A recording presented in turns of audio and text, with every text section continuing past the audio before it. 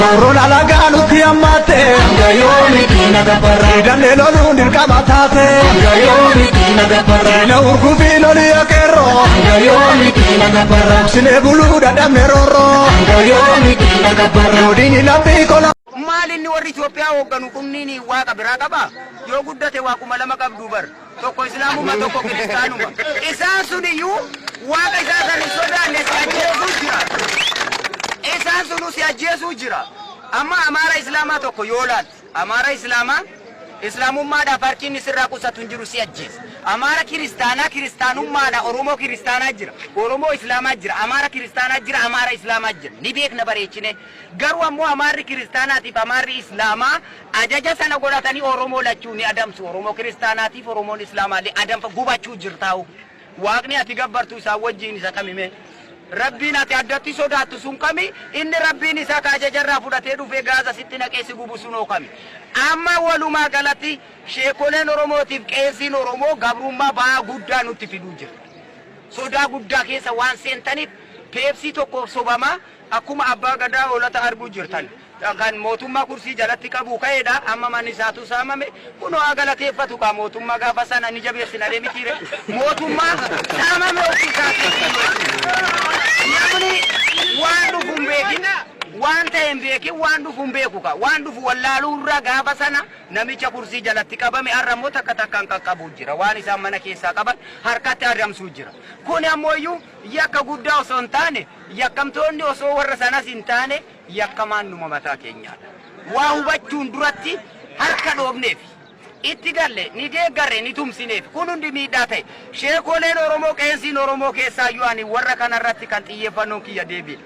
yoo haqa keetiif du'uun shahiidee siif hin taane taate islaamaan barsiisattee nu rakkisaan oolin namaatu jira gabaabdumatti ani sheekaan ani olomaan ani quraanaan beekan quraana keessatti haqa kee irratti shahiideedha jedhee bakka sayyoo ati himuu didde nuti warri abdii kute siif himna bakka kana hin himtu taanaan amantiin ati nutti himaa ooltuus hin jiru ni baranna haqa keenyarra amma haqa isaarratti oromoon lafa isaarratti ajjeefamee ibiddaan gubateetti argisiisan mormarraa muranii mukatti suuqanii keessa deemanii itti mul'isuu jira magaalaa keessaan naanna'anii horii irraa saamuu jiru yoo akkuma kee kana argaa rabbii sodaadhu jedhe kitaabni bakka sani nu haa qaramu takka ammoo nutti immoo haa dhiifamuyyuu qeessiin harkaa lubbuu namaan balleessin cubbuudhaa jedhe lubbuun ta'e tabaddu sunoo maalisiin kan nama si balleessu cubbuu ergan ta'ini ati yoo nama ajjeeste yoo nama si ajjeesu ajjeefte erga cubbuu ta'e ati maa duutaree kan cubbuu irraa bilisa maa si ajjeesu ani gabaabdumatti anin beeku rakkoon Itoophiyaa keessa jiru oromoon guutumatti feetu pirezidaantii ta'e feetu illaaminaan weerii ta'e feetu waaqeffataa ta'e feetu ortodoksii ta'e feetu peentee ta'e feetu kaatoolikii feetu islaamikii ta'e duu jirtaat oromoon kun hunduma jiru takkumaati atiitu amantii 17 qaba malee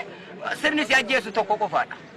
oromoo mataatee jiraachuun kee yakka hin danda'amu kana jala muriitii ufittimi kanaafuu rakkina kanaafaa kana keessatti ilmaan oromoo rakkatanii miidhamanii salphachuun waan badii isin gootan irraa kan ka'e har'a dargaggeessi biyya kana keessatti boora'ee isiniin jedha ayyoonni oromoo addunyaa irra tan qubanu qabaadhaa akkasiin rakkoon keenya kanaadha hubadhaa isin jedha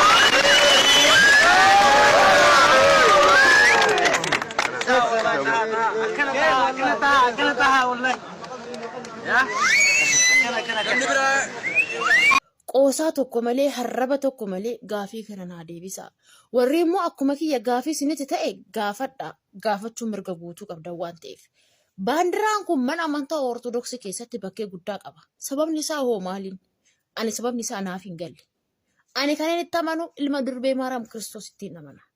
fayyisaa addunyaa kiristoos ittiin amana malee carqichi miti kan amanu carqichi kun garuu mana amantaa ortodoksii keessatti bakkee guddaa qaba manni amantaa ortodoksii biyya Itoophiyaa keessa bichaa miti ka jirtu alamarra jirti fakkeenyaaf amma biyyaan jiru kana manni amantaa ortodoksii hin jirti garuu baandiraan tabaallame wayii hin jiru meebi baandiraan kaalaandarri biyyattii ittiin bultu albarriirra jiraachuu danda'a malee beeta maqdasii keessa jiraatu hin jiru kan kanaa garuu adduma taabonni illee hoboo baandiraa kana fuuldura qabanii too bahanii too deemani sababni isaa maaliin naaf hin galle naa deebisa ani kan itti amanu ilma durbee Kopha kolfuun kuni madaa qaba garaan koo waan gammachuu qabu na seeta dhugaa kiyya dhabeetoo ofii mul'achuuf tokko awwaaluuf kan geeraru sobeetoo qaaliitu bitta